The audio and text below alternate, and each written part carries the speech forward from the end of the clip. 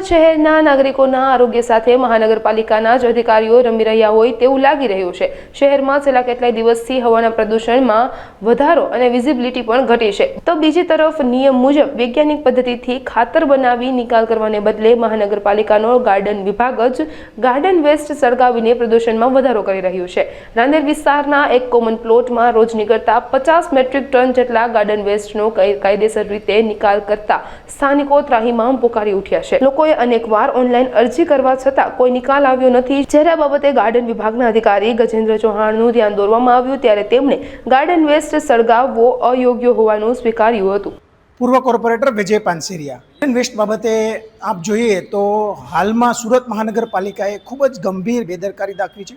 સુરત શહેરમાંથી જેટલો પણ બાગ બગીચાનો કે હોર્ટિકલ્ચરનો જે ગાર્ડન વેસ્ટ આવે છે એનો યોગ્ય રીતે નિકાલ કરવામાં નથી આવતો અને એને જે સેગ્રિગેશન કરી અને યોગ્ય જગ્યાએ ડમ્પ કરી અને એનો સાયન્ટિફિક વે નિકાલ કરવાનો હોય છે, પરંતુ એ કરવામાં નથી આવતો અને દરેક ઝોનમાં સુરત મહાનગરપાલિકાના પ્લોટમાં આ રીતે ડમ્પ કરવામાં આવે છે, ત્યાં એને સળગાવવામાં આવે છે, જેને લીધે આજુબાજુમાં જેટલા રહેવાસીઓ છે, સોસાયટીના રહેવાસીઓ, એપાર્ટમેન્ટમાં રહેતા લોકોને સ્વાસ્થ્ય સંબંધી અને એને સળગાવવાના કારણે આ કચરાને સળગાવવામાં આવે છે, જેને પર્યાવરણ સંબંધિત સમસ્યાઓ ઉદ્ભવી છે, પરંતુ સુરત મહાનગરપાલિકા દ્વારા કોઈ પણ પ્રકારના પગલાં લેવામાં નથી આવ્યા। આજથી 2.5 વર્ષ પહેલાં એવું કહેવામાં આવેલું હતું કે આ જે પણ બાગ બગીચાનો કે હોર્ટિકલ્ચરનો કચરો નીકળશે એનાથી અમે બાયોફ્યુલ અને વેસ્ટમાંથી એને બેસ્ટ બનાવી અને એનો ઉપયોગ કરશું, પણ આ વાતો ફક્ત કાગળ પર છે, જમીની હકીકતો તદ્દન વિપરીત છે।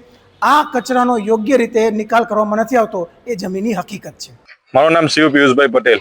સમય સાહેબ છેલ્લા 1 વર્ષથી આ લોકો જે સુરત મહાનગર બાગ ખાતા ને આરોગ્ય ખાતું ને ગટર ખાતું ત્રણ છે ને અમારા ખેતર પાસે કોમન પ્લોટ છે એસએમસી નો, બરાબર છે, એમાં એ લોકો આવીને ગંદકી કરી જાય છે ને એનું અમે ફરિયાદ કરવા છતાં કોઈ નિકાલ કરતા જ નથી। એ લોકો સમય કહું છે કે બાગ ખાતાનો આ લોકો આખા સુરતનો કચરો અહીંયા લાવે છે અને એનો નિકાલ નથી કરતા ને આગ લગાવી દે છે। એના લીધે ધુમાડો 24 કલાક ધુમાડો રહે છે, બરાબર છે, ને એ જે બધી ગંદકીઓ આવે છે એ ગંદકીમાં બાજુમાં ખેતી કરી છે, બધા પાકોમાં નુકસાન થાય છે, પ્લાસ્ટિક બધું ઉડીને ખેતરોમાં આવે છે। રહેવાસી આજુબાજુમાં સાહેબ જો તમે જોઈ શકો છો બહુ બધા બિલ્ડિંગમાં પબ્લિકો બહુ ઘણું રહી છે ને એ લોકોને બહુ પડે છે, એસએમસી વાળા કઈ કામ કરતા છે નહીં। મેં ઓછામાં ઓછી 100 અરજી કરી છે, 100 ઉપર અરજી હશે મારી સાહેબ। પાલિકા કહે કે અમારી પાસે મશીન આવે ત્યારે સાફ કરાવશું ને અમે પછી આરટીઆઈ માંગીને જવાબ માંગ્યો ત્યારે એમ કહેવામાં આવે છે કે ભાઈ અમે પાલિકાએ કમિશનર અમને કચરો નાખવા માટે જગ્યા ફાળવેલું છે।